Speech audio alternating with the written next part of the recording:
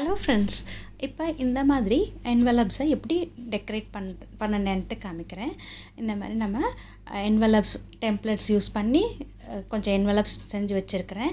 இதில் டெக்கரேட் பண்ணுறதுக்கு நமக்கு இன்விடேஷன்ஸ் எல்லாம் வரும்ல, கல்யாண இன்விடேஷன்ஸ் அந்தமாரி, அதையே யூஸ் பண்ணி ரீயூஸ் பண்ணி நம்ம எப்படி பண்ணலாம்.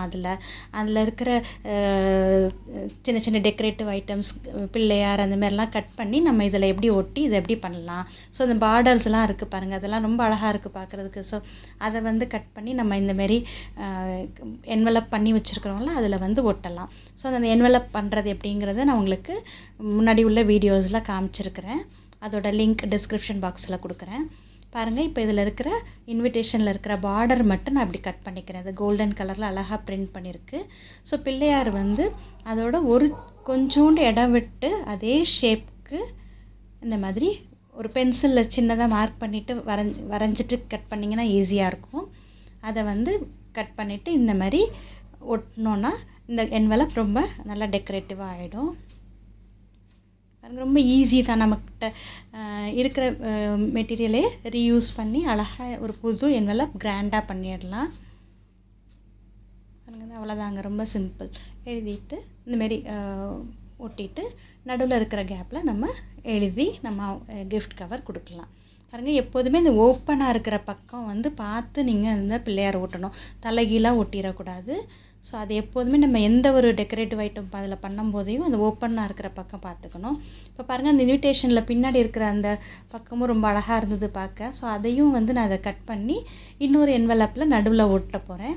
ஸோ அதை நல்லா வீவிங் பண்ண மாதிரி இருந்தது. ஸோ அதை இதில் ஒட்ட போகிறேன். இப்போ நான் ஆர்டினரியாக வெட்டாமல் கொஞ்சம் இந்த கிராஃப்ட் சிசர் இருக்குல்ல, அதில் இந்தமாரி ஸ்கேலப் ஆட்டம் வளைவாக இருக்கிற சிசர் எடுத்துகிட்டு அதை வச்சு கட் பண்ணுறேன். நான் உங்களுக்கு தனியாக ஒரு பேப்பரில் கட் பண்ணி காமிக்கிறேன் பாருங்கள். கரெக்டாக ஒரு வளைவு முடியும் போது அடுத்த வளைவு வர மாதிரி சிசரை வச்சு கட் பண்ணிக்கோங்க. ஸோ இந்த மாதிரி ஸ்ட்ரெயிட் லைன் இல்லாமல் இந்தமாரி கட் பண்ணலாம். கட் பண்ணிட்டு அதையும் இந்தமாரி நடுவில் ஒட்டிட்டா இந்த என்வலப்பும் நல்லா கிராண்ட் ஆகிடும். ஸோ இது ஒரு மெத்தட் நம்ம பண்ணலாம். உங்களுக்கு என்ன இன்விடேஷன் வந்திருக்கோ அதை வச்சு நீங்கள் உங்களோட இமேஜினரி ஐடியாஸ் வச்சு நீங்கள் நிறைய அழகழகாக டெக்கரேட் பண்ணலாம். பாருங்கள், இப்போ ஒரே இன்விடேஷன் கவர் வச்சு 2 என்வலப் பண்ணிட்டோம். இப்போ இது பார்த்திங்கன்னா அந்த பிரெத்துக்குள்ள அளவே இது ஃபுல்லாக இருந்தது. ஸோ என்ன பண்ணேன், நான் அதை ஃபஸ்ட்டு அந்த ஃப்ரண்ட் போர்ஷனை கட் பண்ணிவிட்டு பின்னாடி இந்த என்வலப்பை வச்சு அவுட்லைன் வரைஞ்சிட்டு அதை கட் பண்ணிவிட்டு இதில் எல்லோ கவர் வச்சா நல்லாயிருக்கும்னு தோணுச்சு. ஸோ அதை வச்சு ஃப்ரண்ட் பக்கம் அதில் ஃபுல்லாக ஸ்டிக் பண்ணிட்டேன். அவ்வளோதாங்க, ரொம்ப ஈஸி. ஸோ இதுவும் நமக்கு ஒரு நல்ல ஒரு என்வலப் கிடச்சிருச்சு. இப்போ அதே இது இன்னொன்றில் பார்டர் இந்த அளவுக்கு நீளம் இருந்தது. ஸோ அதை கட் பண்ணி அது மேலே இந்த பிள்ளையார் அந்த இன்விடேஷனில் இருக்கிறதையும் நம்ம இப்போ யூஸ் பண்ணியாச்சு. ஸோ இதில் பார்த்திங்கன்னா ஸ்கேலப் பாட்டாக இருந்தது, வளைவாக. ஸோ அதை கட் பண்ணி கீழே வச்சுட்டு அது மேலே இந்த பிள்ளையாரை கட் பண்ணி இந்தமாரி ஒட்டியாச்சு. அவ்வளோதான்.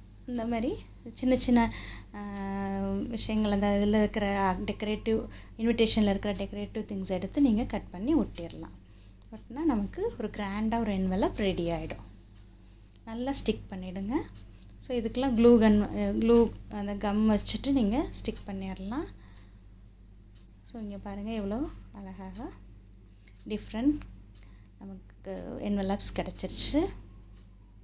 ஸோ இதெல்லாம் ரொம்ப ஈஸியாக பண்ணக்கூடியது தான். ட்ரை பண்ணி பாருங்கள், உங்களுக்கு இது பிடிச்சிருக்கும்னு நினைக்கிறேன். தேங்க்யூ.